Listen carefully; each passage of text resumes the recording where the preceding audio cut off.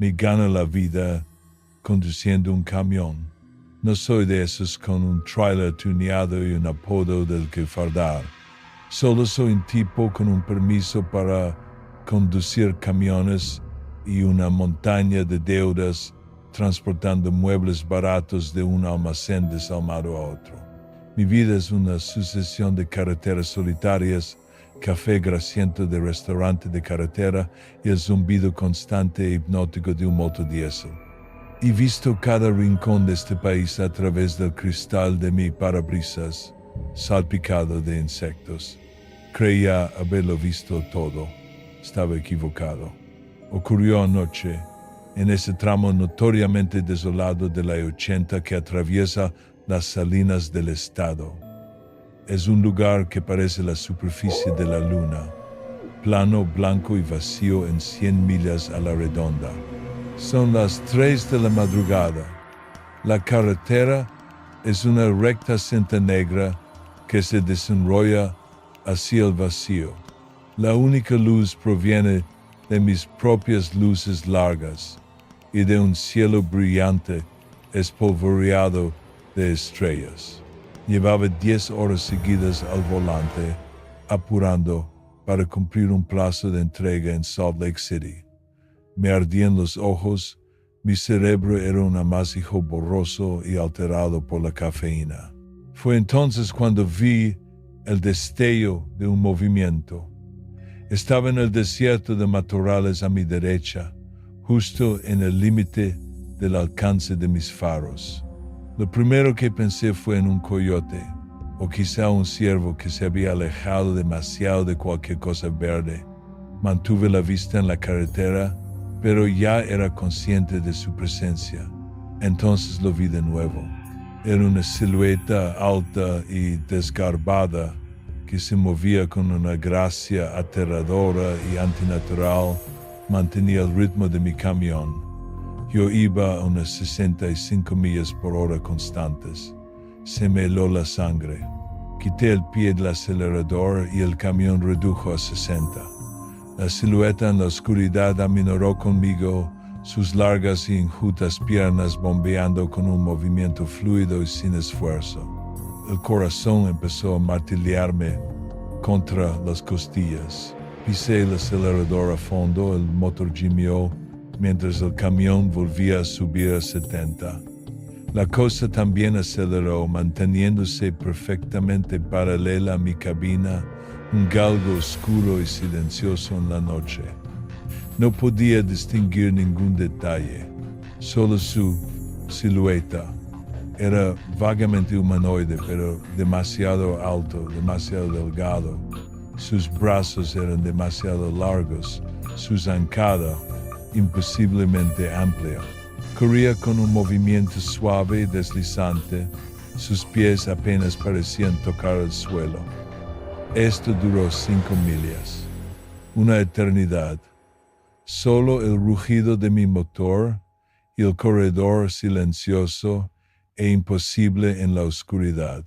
Mi mente lógica buscaba a toda prisa una explicación, una ilusión óptica, un extraño reflejo en mi ventanilla, pero era demasiado consistente, demasiado real. Mi mano, resbaladiza por un sudor frío, buscó la radio. Era una vieja costumbre, un vestigio de una época anterior a los móviles. La mayor parte del tiempo, los canales eran solo un vacío lleno de siseos y estática. Pero ahí fuera, en plena noche, a veces podías encontrar otra alma solitaria con la que hablar. Apreté el botón del micro, mi voz un susurro ronco y tembloroso. Atención al 1 hasta 9. Alguien me copia en la I-80 dirección este a unas 100 millas al oeste del lago. La estática me respondió con su siseo. Estaba a punto de rendirme cuando una voz crepitó por el altavoz. Era una voz vieja y cansada, cascada por toda una vida de cigarrillos y café de parada de camiones. Te copio, conductor. ¿Cuál es tu posición? Yo No lo sé, balbuceé. Creo que estoy viendo algo aquí fuera, algo corriendo a mi lado. Hubo una pausa larga y pesada al otro lado de la línea. La estática siseó y chasqueó. Cuando la voz del veterano regresó, todo el cansancio había desaparecido, reemplazado por una urgencia fría y cortante. Chico, escúchame, dijo, con voz baja y seria. Escúchame bien y haz exactamente lo que te diga. ¿Ves un corredor alto y rápido ahí fuera en la oscuridad? Sí, susurré. De acuerdo. Te ha tocado un marcador, les llamamos marcadores. Ahora vas a seguir unas pocas reglas sencillas. ¿Entendido? Sencillas, pero no te las saltes. Por nada del mundo. ¿Qué reglas son? Regla número 1, crepitó la voz. No apartes la vista de la carretera para mirarlo fijamente. Lo ves por el rabillo del ojo, lo mantienes ahí. No le dedicas toda tu atención. ¿Entiendes? Vale, dije, con los ojos pegados a las líneas blancas del asfalto frente a mí, aunque mi cerebro me gritaba que mirara a la derecha. Regla número 2. No lo reconoces de ninguna manera. No le das las luces, no tocas el claxon, no le hablas. Para ti no está ahí. Es solo una sombra, un juego de luces. No le das nada. Entendido, respiré. Y regla número 3, dijo el veterano, bajando aún más la voz, y esta es la más importante. Hagas lo que hagas, chico, no detengas el vehículo. Por nada del mundo, ni por un pinchazo, ni por una luz intermitente, ni aunque el maldito motor se incendie. Mantén ese camión en marcha hasta que salga el sol. ¿Me oyes? ¿Pero qué es? Supliqué. ¿Qué es lo que quiere? Hubo otro suspiro largo y pesado al otro lado de la radio. Chico es una escolta.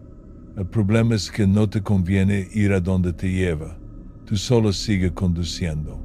Mantén los ojos en la carretera y conduce hacia el este. Y reza por tener combustible suficiente para llegar al amanecer. La radio enmudeció. Se había ido.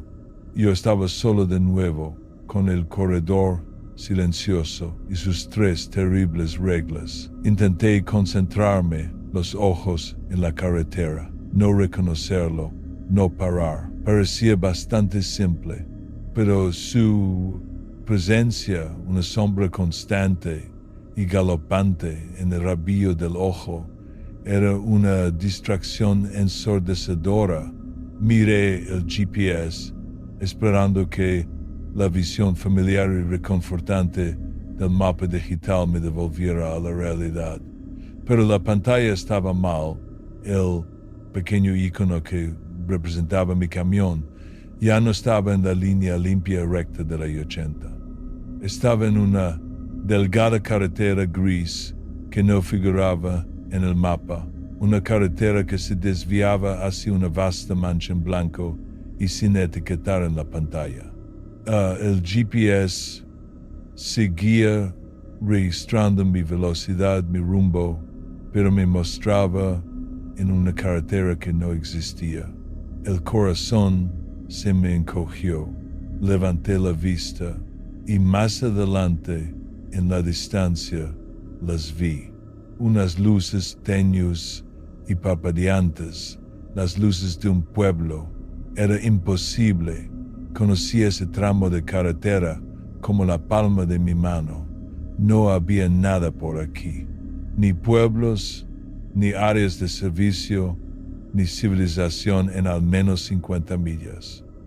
Pero las luces estaban ahí, un resplandor cálido y acogedor en la opresiva oscuridad. Y el marcador, que seguía corriendo junto a mi camión, levantó sutil y grácilmente una de sus largos y delgados brazos y simplemente hizo un gesto, una lenta y deliberada indicación hacia una salida que ahora se materializaba en la oscuridad más adelante. Una salida que yo sabía con absoluta certeza que no debía estar ahí. La salida llevaba directamente hacia el pueblo fantasma. Era una orden silenciosa e innegable. Una invitación educada pero firme a un lugar al que no quería ir. Regla número 3. No parar. Pero ¿y girar? El veterano no había dicho nada sobre girar. Tenía las manos resbaladizas sobre el volante. El impulso de girar, de seguir las luces, de obedecer la instrucción silenciosa del marcador era algo físico, una urgencia magnética. Pero la voz aterrorizada del viejo resonaba más fuerte en mi cabeza. No te conviene ir a donde te lleva. Mantuve el volante recto, mantuve la vista en la carretera que tenía delante, en la verdadera, real y solitaria cinta de ley 80. Ignoré la salida fantasma. Ignoré el brazo silencioso que señalaba en mi periferia. En el momento en que pasé la salida, la atmósfera en la cabina cambió. El aire se volvió frío, pesado, y el marcador ya no corría con gracia. El movimiento suave y fluido había desaparecido, reemplazado por un bombeo espasmódico, furioso y frenético de sus extremidades. Seguía manteniendo el ritmo, pero era un movimiento de rabia, de energía frustrada. Había desobedecido. Más adelante vi luces intermitentes. Lo primero que pensé fue en un coche de policía, un agente estatal. Una ola de alivio me invadió, pero al acercarme vi que era solo un coche parado en el arcén con las luces de emergencia parpadeando con ritmo constante y solitario. La puerta del conductor estaba abierta de par en par y de pie, perfectamente quieto junto al coche, recortado contra la luz naranja parpadeante, había otro marcador. No se movía.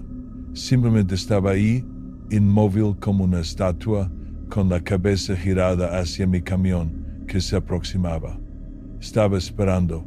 Su compañero no había logrado desviarme de la carretera, así que ahora tenía un obstáculo. Regla número 1. No mirarlo fijamente. Regla número 3. No parar. Mi pie temblaba sobre el acelerador. Cada instinto de mi cuerpo me gritaba que frenara, que diera un volantazo. Pero podía oír la voz del viejo. Mantuve el volante recto. Me concentré en el espacio entre el coche parado y la línea blanca, un hueco apenas lo suficientemente ancho para que pasara mi camión. Al ponerme a la altura del coche, no pude evitar mirar. Durante una fracción de segundo, mis ojos se encontraron con los del marcador. No tenía rostro, solo una extensión de piel, lisa, gris y sin facciones, donde deberían haber estado sus ojos y su boca. Y mientras mis luces largas lo bañaban, esa cara en blanco se giró, su cabeza siguiendo mi cabina mientras pasaba, una acusación silenciosa y condenatoria. Pasé zumbando junto al coche parado, el espejo lateral de mi camión rozando su puerta abierta por centímetros. Por el retrovisor vi al marcador todavía allí, un centinela, silencioso y sin rostro entre las luces intermitentes. Y entonces empezó a moverse, corriendo tras de mí, uniéndose a su compañero en la persecución furiosa y frenética. Ahora eran dos Las siguientes horas fueron la forma más pura y destilada de terror que he conocido jamás. Dos siluetas desgarbadas y silenciosas en la oscuridad, una a cada lado de mi camión. La carretera frente a mí parecía deformarse y retorcerse. Las líneas blancas se contorsionaban como serpientes. Las luces del pueblo fantasma aparecían y desaparecían en el horizonte. Un canto de sirena al que tenía que resistirme activa y constantemente. Mi GPS era inútil, la pantalla un caos de carreteras inexistentes y topografía imposible. Estaba solo, en la oscuridad, en un lugar que ya no seguía las reglas del mundo que conocía. Mi única brújula era el recuerdo de la voz del viejo camionero. Mi única esperanza, la tenue promesa gris del amanecer en el horizonte oriental. Conduje, mantuve los ojos en la carretera, no los reconocí. No paré.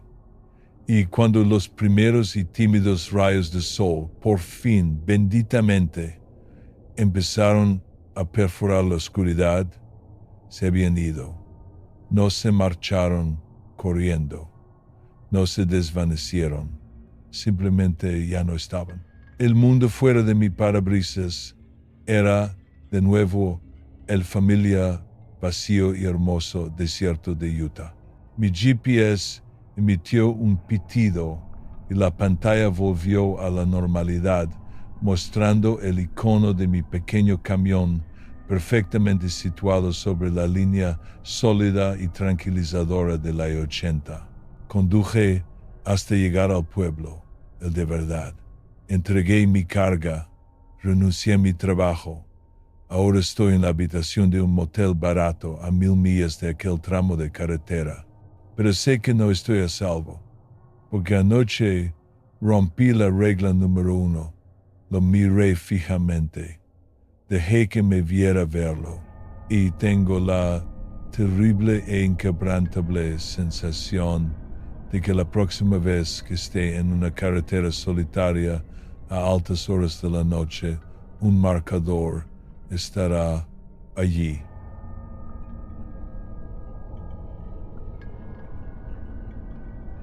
Esto me ocurrió hace más de 4 décadas. Fui a hacer autostop solo por los Alpes del Valais, como un tardío regalo de cumpleaños para mí mismo. En aquellos días era mucho más aventurero, antes de que la edad y las responsabilidades me anclaran. Los Alpes del Valais eran el último de una larga lista de logros, y el más grande con diferencia. Remotos, escarpados, con un largo historial de muerte, exactamente lo que un aspirante aventurero como yo saboreaba, y a más de 1800 metros sobre el nivel del mar era todo lo que buscaba y más. El viaje en sí había comenzado más o menos como esperaba. Avancé por el Gradskrat, mis botas de montaña recién compradas demostrando su valía mientras seguía la línea de la cresta. Durante muchísimo tiempo caminé solo. De hecho, salvo por 1 o 2 cabras ocasionales, éramos solo yo, las montañas y Dios. Fue hacia el final del tercer día cuando empecé a sospechar que algo no andaba bien. Estaba atravesando un paso especialmente peliagudo cuando, por casualidad, mis ojos se desviaron hacia el fondo del valle y vi una figura de pie observándome. Estaba a varios cientos de metros, poco más que un punto en la distancia. Su repentina aparición me hizo dar un respingo. Al estar en un lugar tan remoto, uno simplemente no espera ver a nadie más. Cuando la sorpresa pasó, levanté una mano para saludar, pero la figura no me devolvió el saludo. De hecho, no se movió en absoluto y fue entonces cuando me di cuenta de lo que estaba mirando. A día de hoy, no sé qué me impulsó a acercarme. Llegué a su lado unos buenos 40 minutos después. Medía alrededor de 1,80 m, vestía un largo abrigo púrpura y unos pantalones grises y gastados. Mechones de paja asomaban por su cuello andrajoso, bajo el cual un pañuelo rojo, descolorido por el sol, estaba atado sin apretar. Su cabeza era un bloque de madera tallada, con pequeñas manchas de carbón a modo de ojos.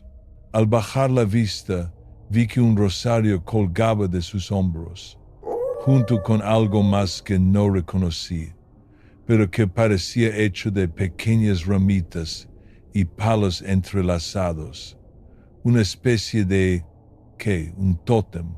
Había oído hablar de ellos durante mi estancia con los aldeanos del valle el día anterior.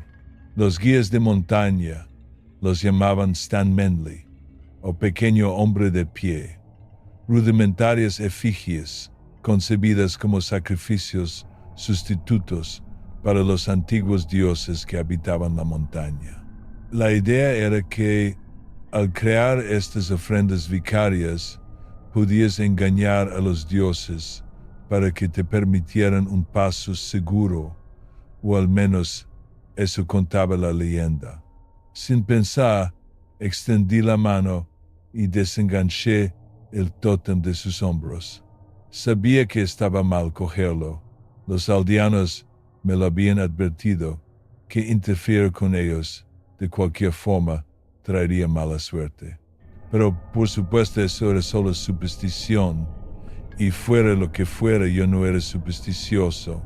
Y así continué con mi caminata y para esa noche ya casi había olvidado al pequeño hombre de pie.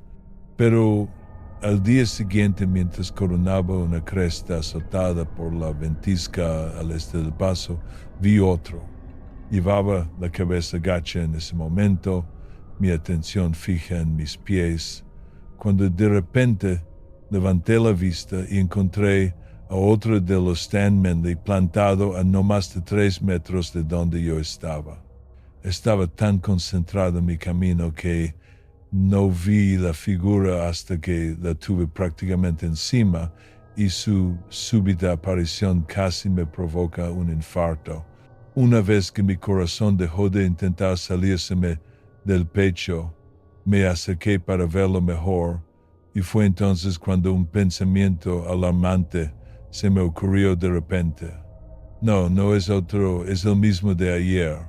Era imposible, por supuesto. Desde que vi a Stan Manly el día anterior, había recorrido aproximadamente 20 kilómetros. De ninguna manera podía ser el mismo.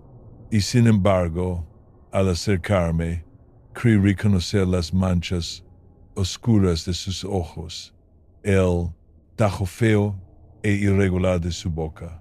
Lo miré atónito por un momento, mientras la inquietud se apoderaba de mí, justo cuando un viento feroz comenzó a silbar desde la cresta superior, casi como para marcar la ocasión. Aunque había venido aquí con el propósito expreso de estar solo, hasta ese momento no me había sentido verdaderamente solo. Pero allí de pie, bajo la mirada del Stan Manly, me di cuenta, con una claridad dolorosa, de lo aislado que estaba. Si algo me sucediera aquí, no habría nadie a quien pedir ayuda. Estaría por mi cuenta. Esa noche me costó dormir. Soñé que estaba en un campo de enormes lirios blancos. La cosa de pie estaba plantada en el centro, una mancha grotesca en una escena por lo demás idílica.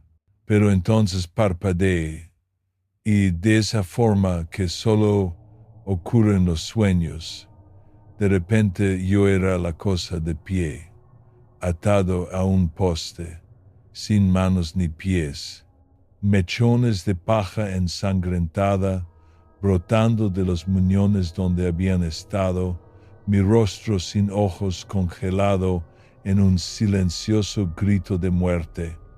Me desperté sobresaltado con el sonido de la lluvia azotando mi tienda, Una fuerte tormenta se había desatado mientras dormía.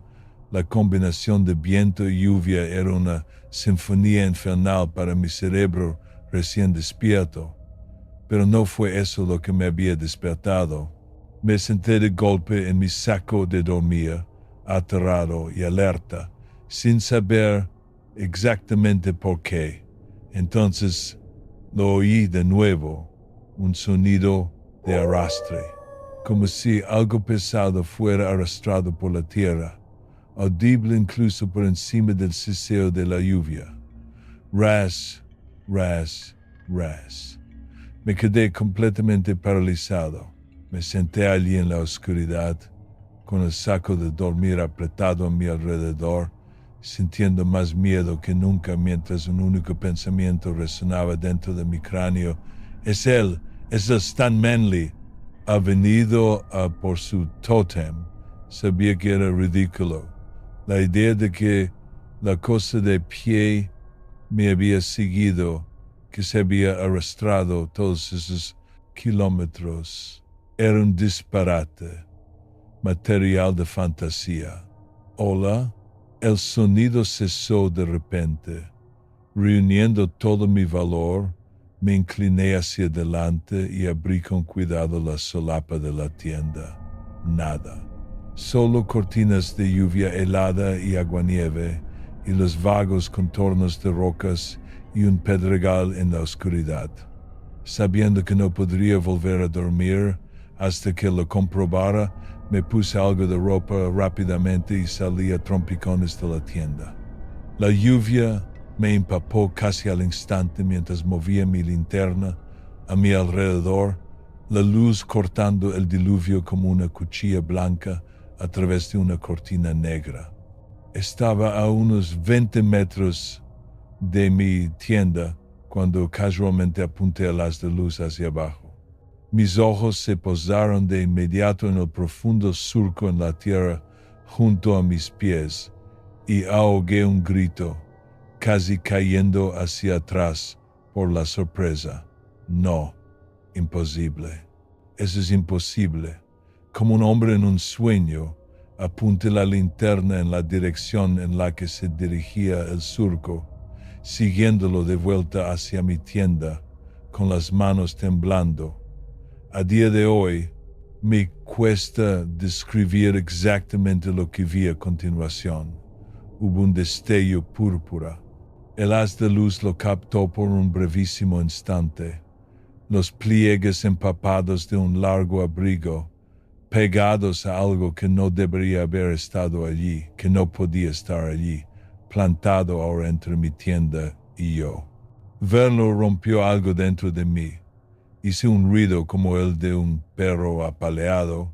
Luego me di la vuelta y empecé a correr de regreso por la cresta, con las botas resbalando y patinando sobre la tierra anegada, casi haciéndome caer varias veces mientras luchaba por poner la mayor distancia posible entre la cosa de pie y yo.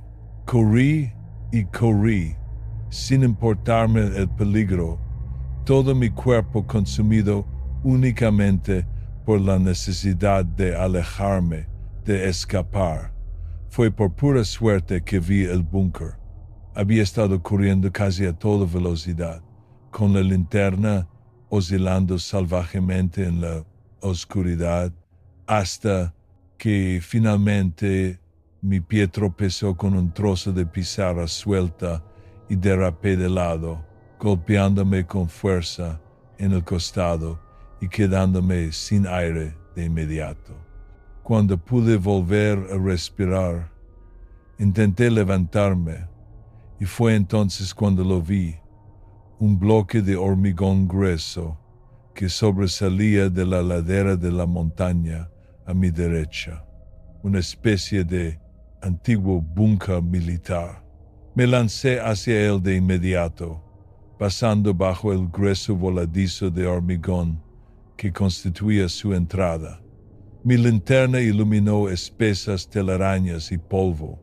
El hedor a moho me golpeó mientras me adentraba a trompicones, sin saber a dónde iba impulsado solo por el ansia de alejarme lo más posible. Encontré una esquina y apagué rápidamente la luz. Me acurruqué allí en la oscuridad, empapado y temblando, mirando hacia el camino por el que había venido. Me sentía febril de terror. Para empeorar las cosas, en algún momento también me había abierto la palma de la mano. El escozor punzante me palpitaba con una insistencia enloquecedora, mientras la sangre fresca me resbalaba por los dedos, dificultando el agarre de la linterna. Intenté encontrarle sentido a lo que acababa de ver. Podría ser que hubiera estado allí todo el tiempo y que, dado lo cansado que estaba cuando monté el campamento, lo hubiera pasado por alto por completo. Demonios, ¿era eso siquiera posible? Continué allí de pie, jadeando y temblando. Los únicos sonidos eran el siseo de la lluvia, junto con mi propia respiración de pánico. Pero entonces lo oí de nuevo. Res, viniendo de justo fuera. Me tapé la boca con la mano para ahogar un grito.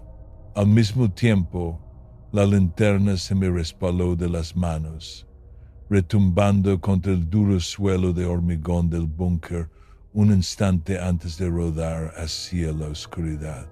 Me lancé inmediatamente tras ella, palpando con las manos el suelo frío, pero fue inútil. Había perdido la linterna. Presa del pánico, me arrastré hasta la esquina más cercana y me hice lo más pequeño que pude. El sonido de arrastre se hizo cada vez más fuerte y más fuerte hasta que finalmente estuvo justo al otro lado de la habitación, aunque por supuesto yo no podía verlo.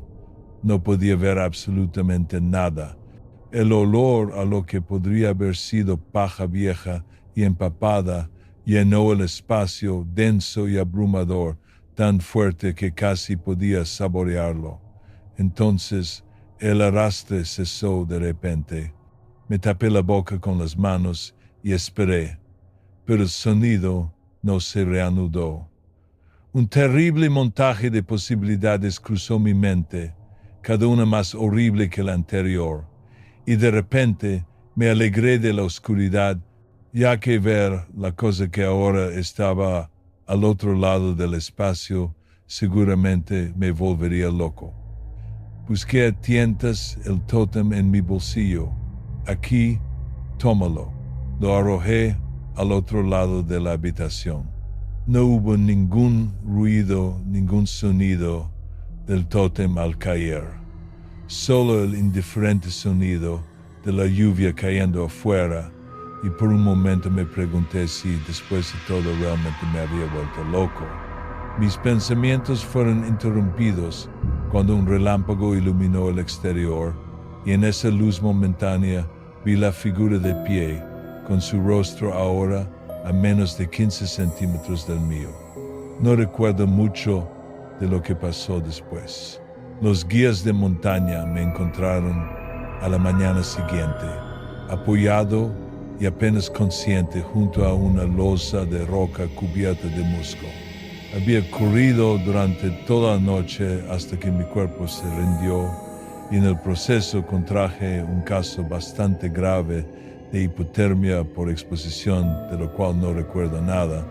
Lo último que recuerdo es girarme para lanzar una última mirada hacia el búnker y encontrar a Stan Mendy plantado frente a la entrada, observándome mientras huía.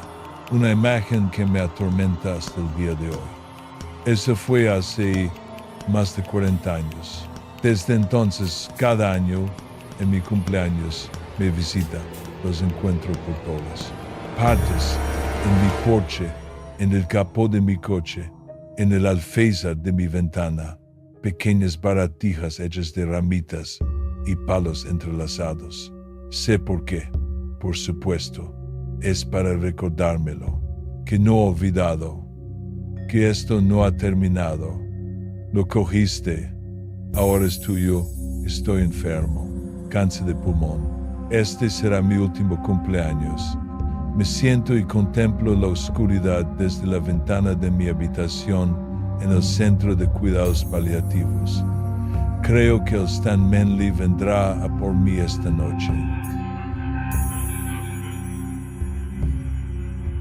Tulipanes y estrellas, jilgueros y corazones, la rosa de los vientos. Allí donde me crié, los símbolos están al descubierto, pintados en graneros y casas. Nadie los cuestiona. Por aquí no tenemos un folclore de verdad, no un folclore como es debido como el de los Apalaches. Nuestros bosques no son tan profundos, nuestras montañas no dan tanto miedo. Tenemos complejos turísticos para lunas de miel y cadenas de restaurantes. Pero los Poconos sí que tienen sus historias. Tenía 5 años cuando mi oma me habló del viejo cementerio de Purdy Town, sumergido bajo las aguas del lago Wallenpaupack. Tenía 7 cuando oí hablar de Don Deca, que hizo yoga dentro de una casa en Stroudsburg.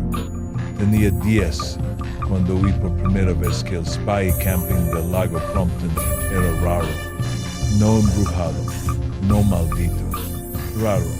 La gente decía que los huéspedes hablaban de luces extrañas en el bosque y de voces espeluznantes que flotaban sobre el lago por la noche. Decían que el bosque cambiaba fuera de temporada y que por eso los dueños no permitían campistas después de finales de septiembre. Eso último descubrí no era verdad. Sí que permitían invitados especiales fuera de temporada. Ese fue mi primer trabajo. Hacía 3 meses que había terminado el instituto. Algunos de mis amigos se fueron a la universidad, el resto al campamento militar. Yo vivía en casa, sin planes. Así que cuando mi padre me dijo que había movido algunos hilos para que yo fuera el cuidador de fuera de temporada en el lago Prompton, no estaba en posición de negarme. Así que me instalé en mi extraña y pequeña existencia. Aparte del horario de 7 de la tarde a 7 de la mañana, el trabajo era fácil durante la semana. Asegurarme de que nadie se colara para montar fiestas con barriles de cerveza o lo que fuera. Nadie lo intentó jamás. Los sábados por la noche era cuando la cosa se complicaba un poco más. Primero tenía que abrir la verja y dejar entrar a los invitados de fuera de temporada. Los coches de lujo con matrículas de Nueva York empezaban a llegar sobre las 8 de la tarde. Yo los aparcaba en el único solar asfaltado mientras los invitados subían por el sendero, alejándose del lago, hacia el campo familia. En verano, el campo familia era para jugar al softball, o al voleibol, o fútbol. Fuera de temporada era para, bueno, eso no era asunto mío, la verdad. Yo solo estaba allí para encender los resguardos. En las 4 esquinas del enorme campo había unos círculos de hierro fundido con símbolos en su interior que parecían los símbolos hexagonales de la pared de un granero. Había 3 símbolos más en la orilla norte del lago que bordeaba el campo. Mi trabajo consistía en ir a los resguardos del campo a las 9 de la noche y encender cada uno con una cerilla de madera para que las finas tiras de carbón formaran sigilos ardientes. A medianoche iba a hacer lo mismo en el lago y luego apagaba los resguardos del campo.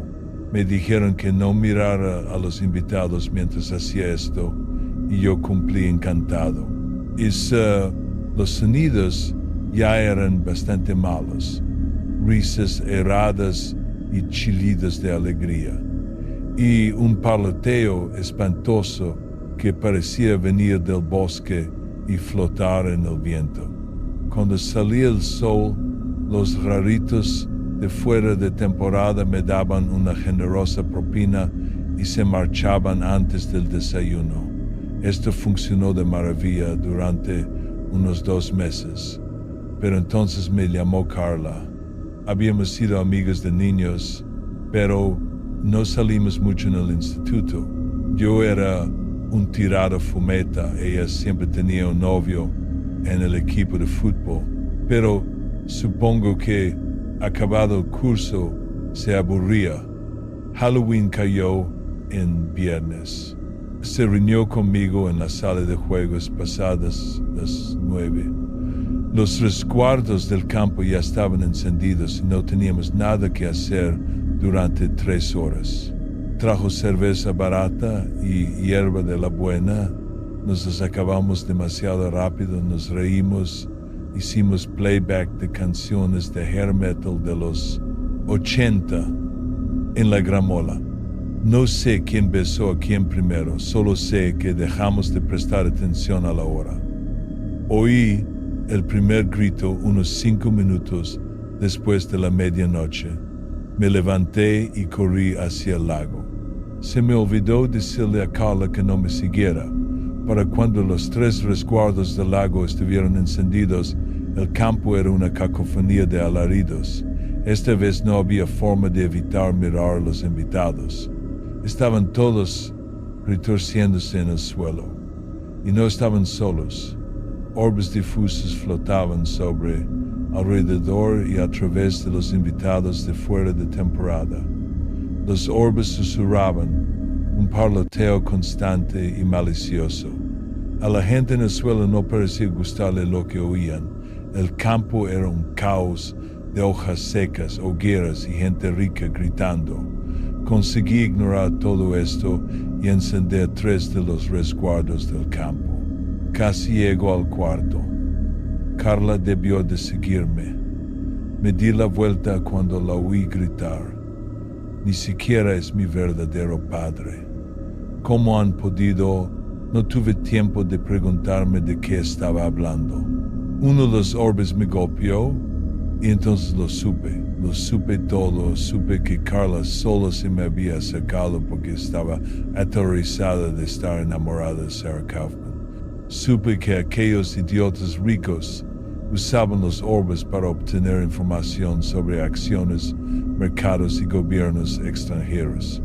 Supe que esos resguardos eran lo único que evitaba que enloquecieran por un torrente ilimitado de información. Supe que la había cagado. De alguna manera llegué al 4 resguardo, que ahora sabía que era 1000 años anterior al Futhark antiguo. En cuanto se encendió, los orbes parlanchines fueron barridos hacia el bosque. Habían conseguido lo que necesitaban.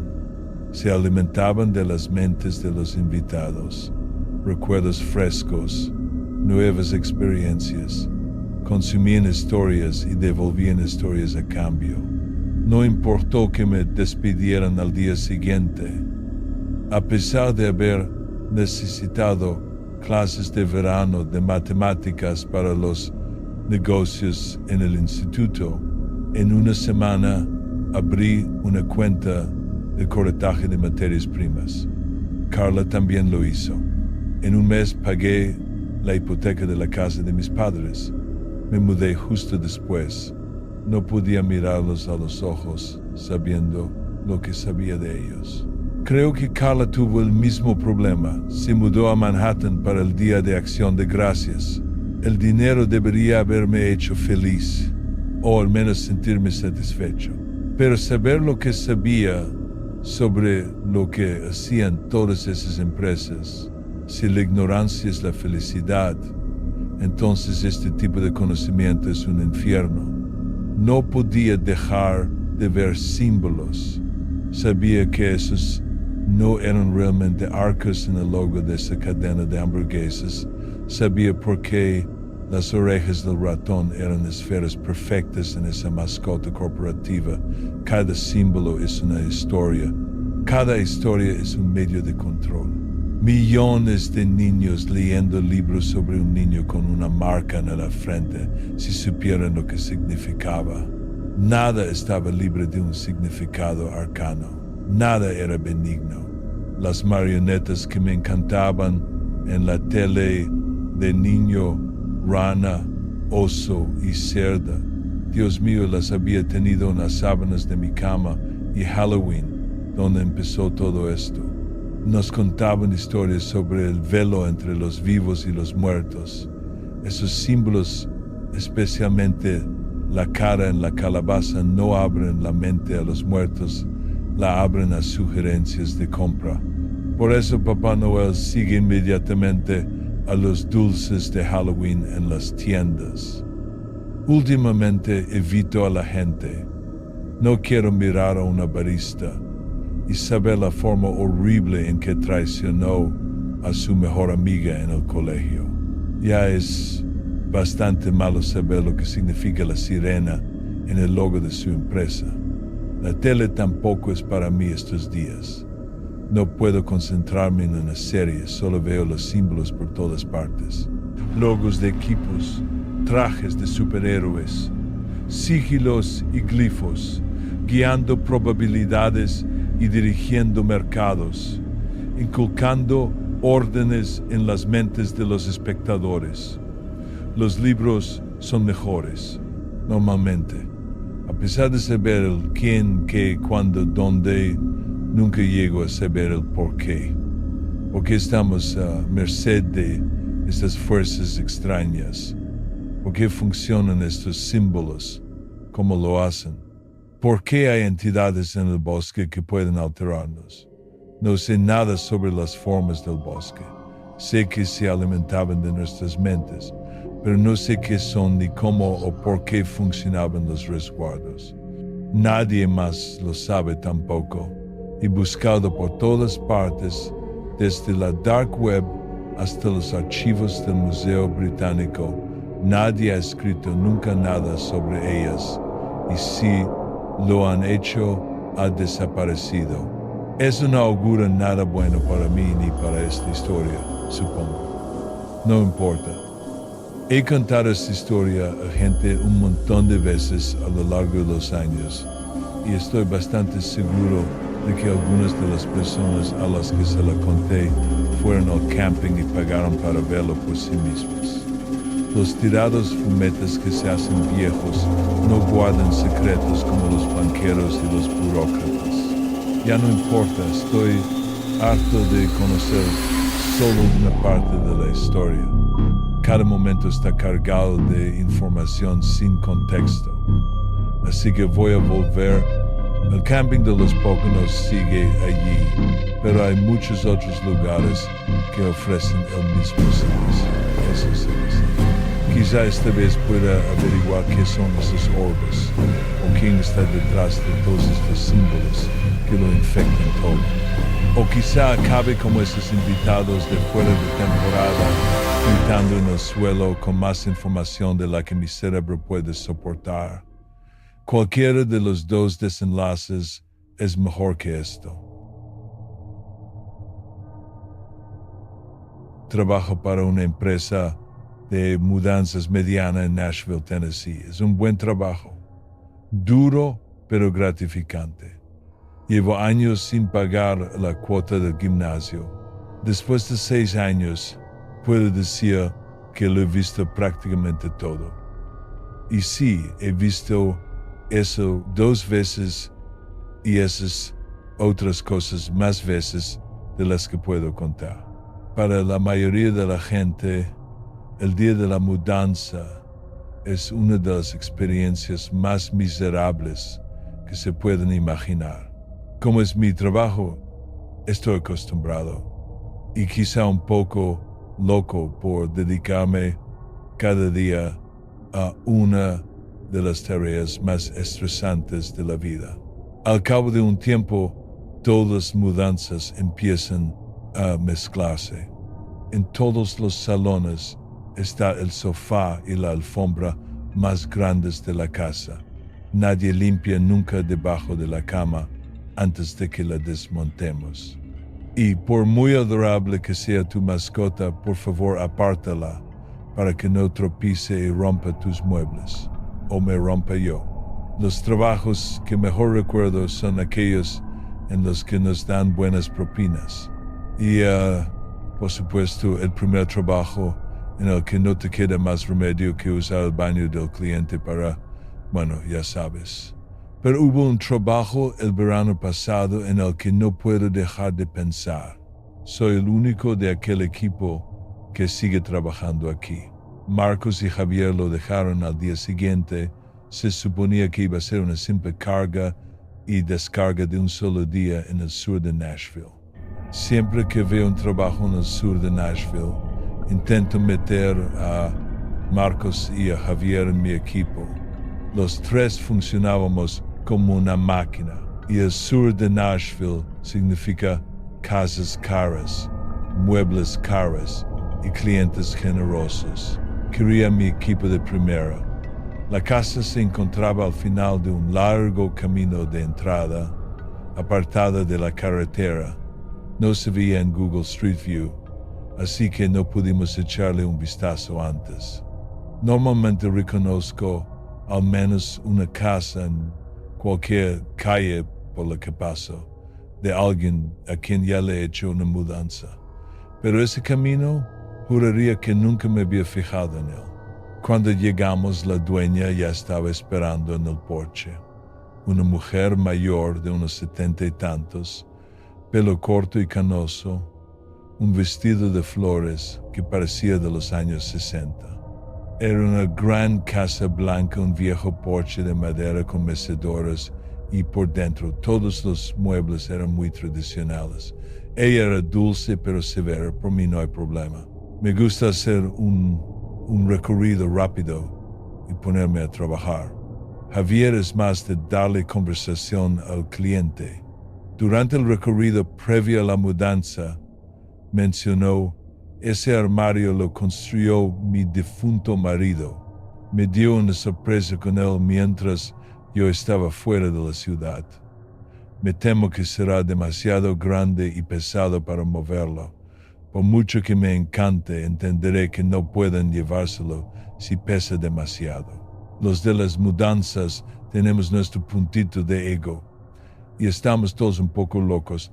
Decirnos que algo es demasiado pesado es como retarnos a moverlo. El armario era una bestia, madera maciza, de una sola pieza, unos 270 kilos, fácil. Estaba apoyado contra la pared del fondo, en una habitación que parecía un despacho. Ahora que lo pienso, el techo de esa habitación era más alto que el del resto de la casa. Marcos y yo éramos la fuerza bruta ese día. Javier se encargaba de las carretillas y las herramientas. Le dije a Marcos en broma, lo bastante alto como para que la cliente me oyera y se tranquilizara: hemos movido cosas peores.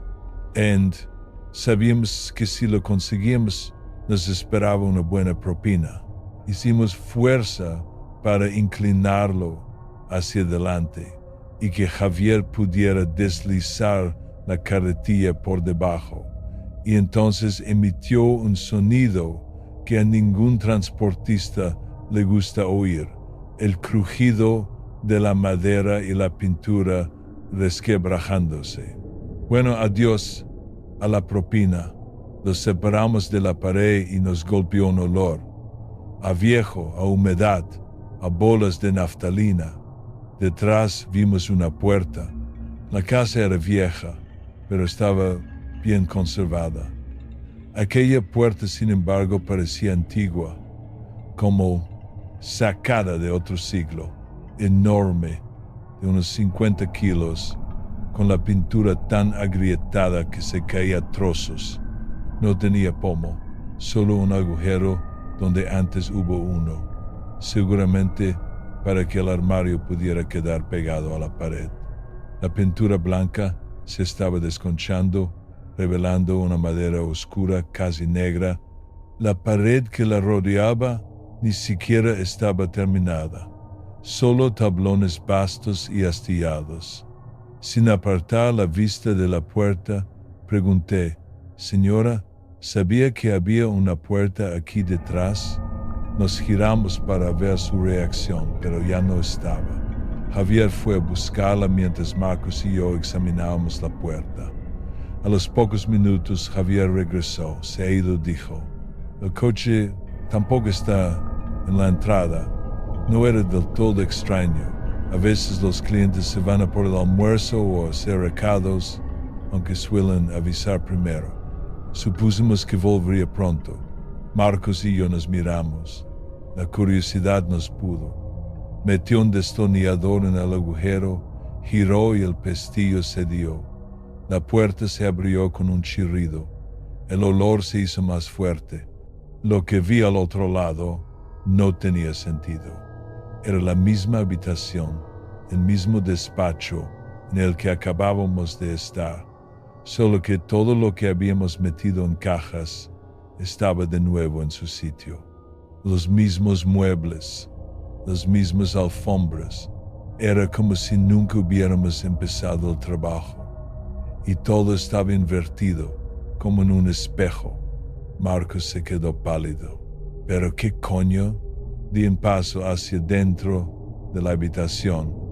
Entonces, la dueña entró desde la cocina reflejada, o al menos pensé que era ella.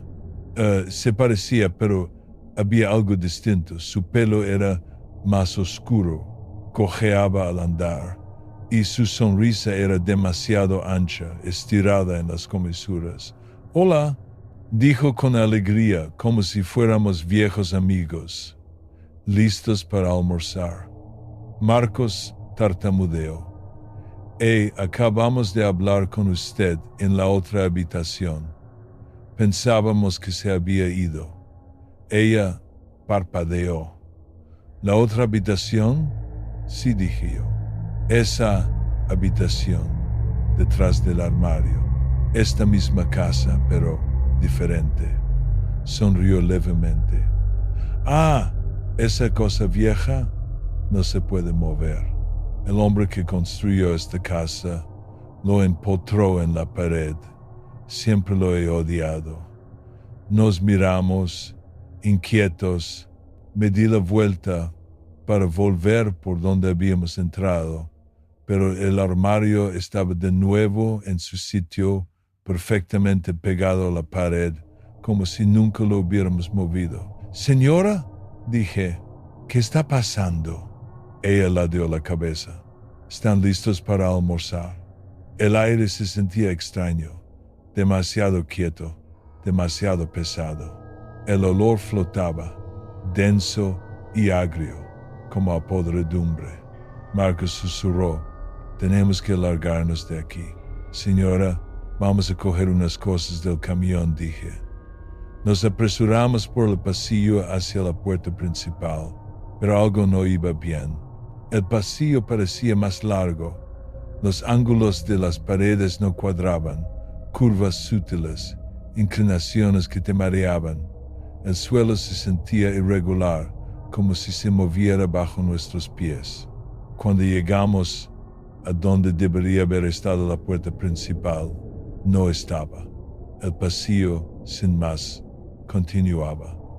Javier dijo en voz baja, «Chicos, la casa está invertida. La puerta por la que entramos está al otro lado».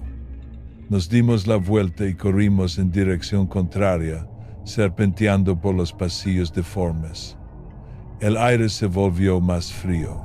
Finalmente, irrumpimos en una habitación que era el espejo del despacho. El armario estaba en la pared opuesta. No lo dudamos, tiramos de él hasta que se volcó. Al chocar contra el suelo, se hizo pedazos como madera vieja y podrida. La puerta estaba allí de nuevo. La cruzamos de un empujón y entramos de nuevo en la misma casa. El polvo flotaba en el aire. Las ventanas estaban rotas, manchadas de mugre. El papel pintado se despegaba de las paredes. El aire era frío, rancio, los muebles, la cristalería, las alfombras, todo estaba cubierto por décadas de polvo. Grité, ¿hola? No hubo respuesta. Marcos se volvió hacia mí, pálido, al camión. Larguémonos de aquí, joder. Abrí la puerta principal. El jardín estaba cubierto de maleza, los árboles más frondosos, como si hubieran pasado años. Nuestro camión seguía aparcado en el mismo sitio, reluciente y fuera de lugar. La casa a sus espaldas parecía sacada de otro siglo. No dijimos ni una palabra. Subimos y nos marchamos. Cuando llegamos a la carretera principal, nuestros móviles volvieron a tener cobertura. Llamamos a nuestro jefe. No nos creyó hasta que Marcos y Javier lo dejaron al día siguiente. Me dijo que me tomara una semana libre para descansar. Por desgracia, en este negocio, cuando estás dentro de varias casas cada día, pasan cosas extrañas. No fue mi única experiencia rara, solo que esta es la única que sigue sin tener sentido. Me llamo Bruno, tengo 29 años y soy un fantasma. O al menos así es como he empezado a llamarme. Es lo único que tiene sentido. Intentaré explicar lo que pasó lo mejor que pueda con lo poco que he llegado a entender. El otro día iba a casa de mi colega Kyle. Era un domingo sin nada mejor que hacer. Los dos vivimos en el centro y su apartamento está a unos 15 minutos andando del mío. Para esquivar las multitudes del fin de semana, tomé un atajo por los callejones, como siempre. Parecía un día cualquiera, excepto que algo extraño ocurrió. En el tercer callejón, una sacudida repentina me desgarró por dentro, como una fuerza invisible que empujaba y tiraba de mí a la vez. Duró un instante, lo justo para estamparme de bruces contra el suelo. Me levanté, me sacudí el polvo y de repente me quedé helado. Quise mover los pies, pero no pude. Recuperé el aliento y volví al mismo punto.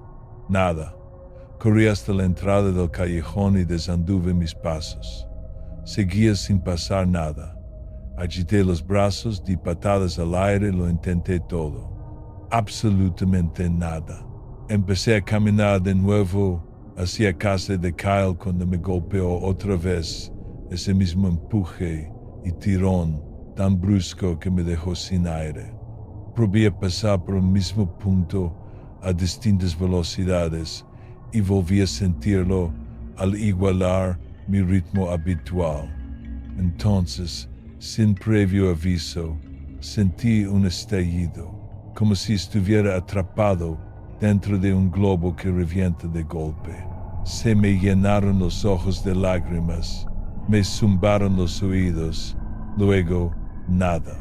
Desanduve mis pasos, repetí exactamente lo mismo. Seguía sin pasar nada. ¿Estaría enfermando? ¿Me estaba volviendo loco?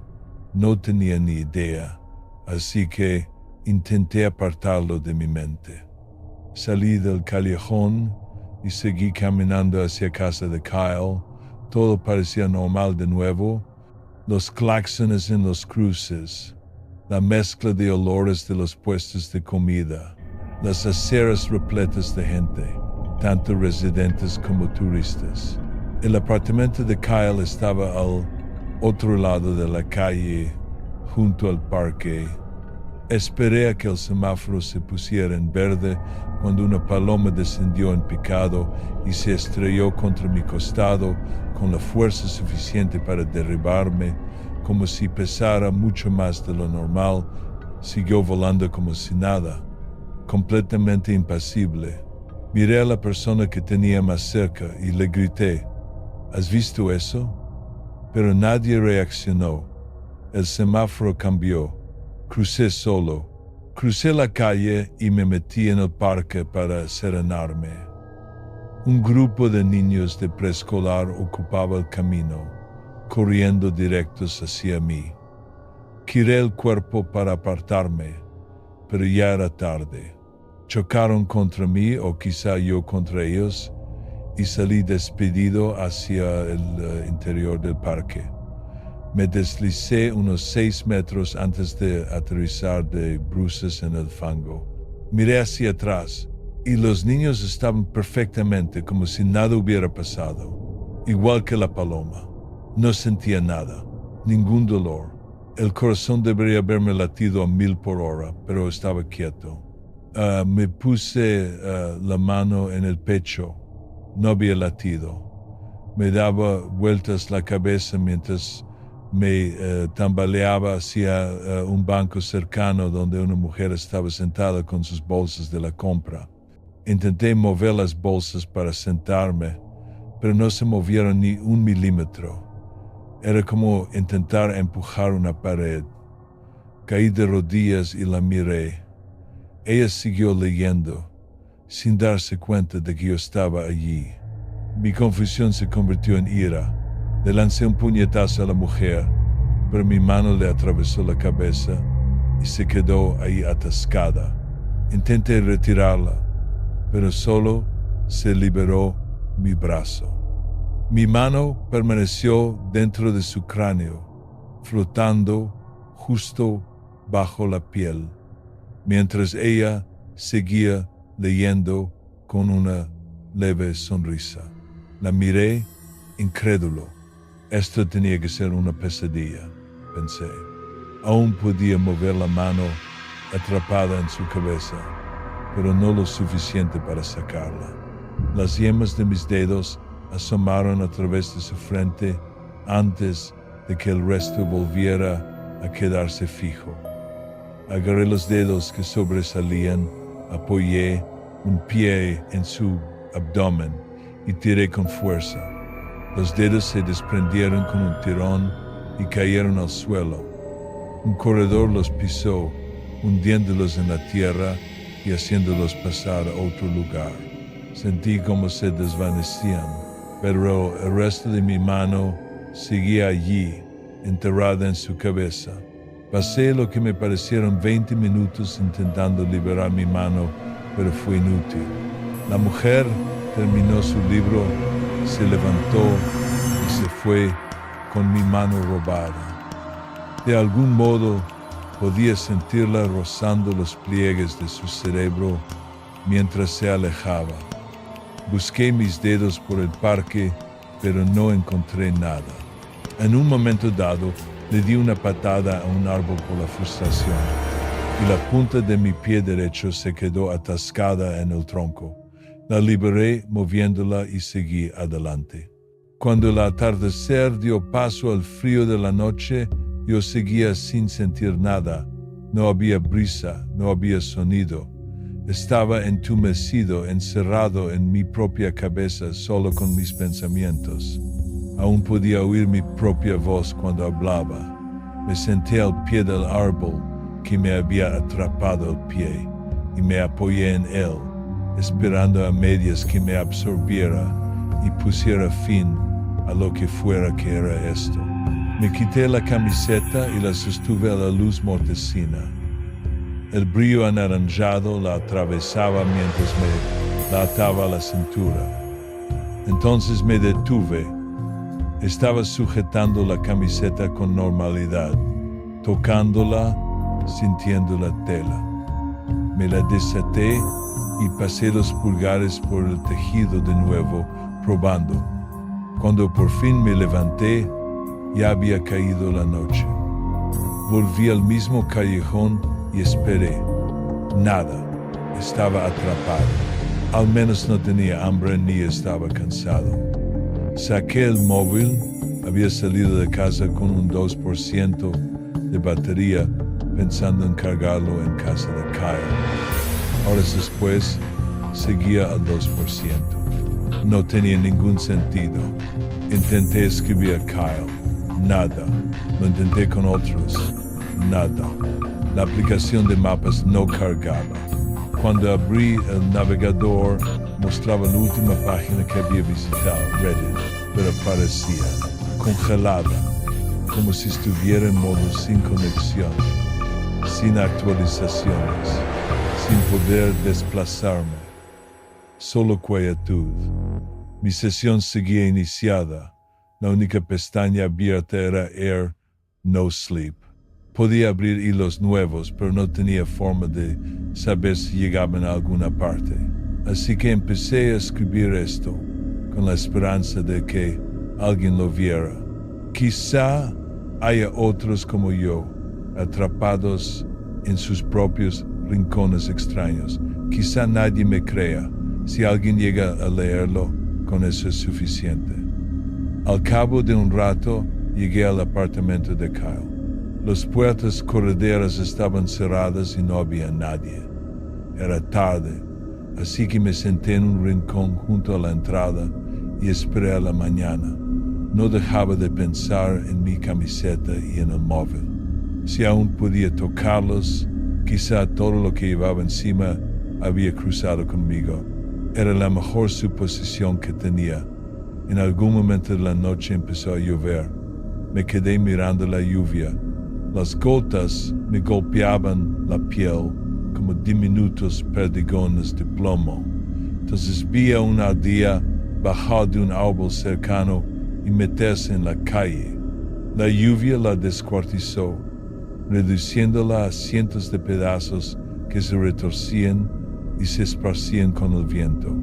Quizá fueron al mismo lugar que mis dedos. Observé en silencio. Después de todo, no estaba solo. Será difícil acostumbrarse a esta nueva vida. Quizá soy la única persona atrapada así. Espero encontrar a alguien más, alguien a quien pueda tocar sin salir despedido por los aires. Escribo lento con una sola mano, pero al menos todavía puedo escribir de algún modo. Puedo sentir mi mano amputada. Está atrapada entre los ojos de la mujer, rebotando de un lado a otro como una partida de ping-pong a cámara lenta. Me llamo Bruno, tengo 29 años y soy un fantasma. Gracias por leerme. Gracias por existir.